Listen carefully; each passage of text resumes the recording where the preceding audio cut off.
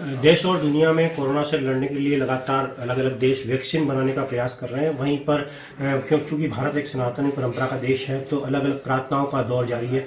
आज यहाँ पर जो हनुमान गली में हमारे डिस्कॉम के जो एमडी है वीएस भाटी जी, उन्होंने भगवान रघुनाथ मंदिर के यहाँ पर हाजिरी दी है और भगवान से प्रार्थना की है कि जल्द से जल्द कोरोना मुक्ति दिलाए इस देश को। जी बताइए सर, क्या किया है? ये पंडित कैलाशनाथ जी पाराशर जी के सानिध्य के अंदर, जो कि यज्ञ सम्राट कहलाते हैं, उनके सानिध्य में हमने आज यहाँ पर हवन करने किया है। और उस हवन का एक ही प्रयोजन है कि देश और विशेषकर राजस्थान और अजमेर जिला कोरोना मुक्त हुए, कोरोना के संक्रमण का इस शहर पर, इस जिले में कोई प्रभाव नहीं आए और सभी जिलेवासी स्वस्थ रहें, राजस्थान स्वस्थ रहे, ऐसी हमारी कामना। सर, बिजली विभाग किस तरह की चुनौतियों का सामना करना पड़ रहा है, कैसे उनका सॉल्यूशन हो रहा है? बिजली विभाग को मूल रूप से अभी दो चुनौतियों का सामना करना पड़ रहा है। एक चुनौती तो यह है कि चूंकि लॉकडाउन के अंदर सभी घर वालों को, जो देशवासी है, उनको हमने कह रखा है कि वो घर के अंदर रहें, घर के बाहर नहीं निकले।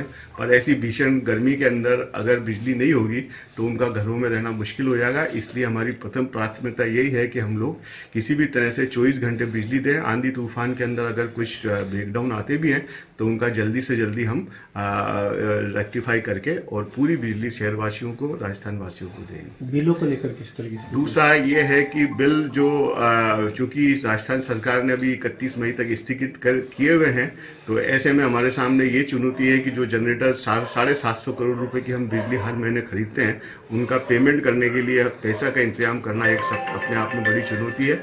इस चुनौती को से बचने के लिए या इस चुनौती को फेस करने के लिए मैं चैनल के माध्यम से सभी उपभोक्ताओं को निवेदन करूंगा कि वो अपना बिजली का बिल ऑनलाइन पेमेंट करें और जो राज्य सरकार ने 5% छूट दी है, उस छूट को अगले बिल के अंदर प्राप्त कर सकेंगे, ऐसा सबसे निवेदन है। उपभोक्ताओं से क्या अपील करना चाहेंगे? उपभोक्ताओं से यही अपील है, जो राज्य सरकार की, केंद्र सरकार की जो मंशा है कि लॉकडाउन में घरों में रहें और घर में रहकर स्वस्थ रहें, कोरोना से हम लोग सब मिलकर लड़ेंगे, तो निश्चित रूप से जितना जल्दी हो सके हम लोग इस कोरोना वार से बाहर निकलेंगे और वापस से जिंदगी एक उसी लाइन पे आ जाएगी जो पहले थी। तो ये थे डिस्कॉम के एमडी वीएस भाटी, जो साफ कह रहे थे कि संकट की इस घड़ी में विभाग भी अपनी ड्यूटी निभा रहा है, लेकिन जितने भी उपभोक्ता वो भी अपनी ड्यूटी निभाए, प्रयास करें, ऑनलाइन समय पर बिल पे करने का प्रयास करें और विभाग भी प्रयास करेगा कि जितना संभव हो उपभोक्ता को जितनी संभव हो छूट दी जा सके और कनेक्शन नहीं काटा जाए। पुष्कर से दिलीप नागर के साथ सीताराम पाराशर, स्वामी न्यूज। कुछ आयोजन था आज तीर्थ गुरु पुष्कर राज, जहाँ ब्रह्मा और सावित्री, ब्रह्म गायत्री जहाँ विराजमान है, ब्रह्म सरोवर जहाँ मध्य सरोवर, कनिष्ठ सरोवर है। आज वैशाखी पूर्णिमा है और पद्म पुराण और विष्णु पुराण और सृष्टि खंड में लिखा है कि कार्तिक पूर्णिमा और वैशाखी पूर्णिमा का महात्म्य कामधेनु के समान फल होता है। आज बुद्ध भगवान की जयंती भी है, आज कुर्म जयंती भी है और नरसिंह जयंती कल हुई है।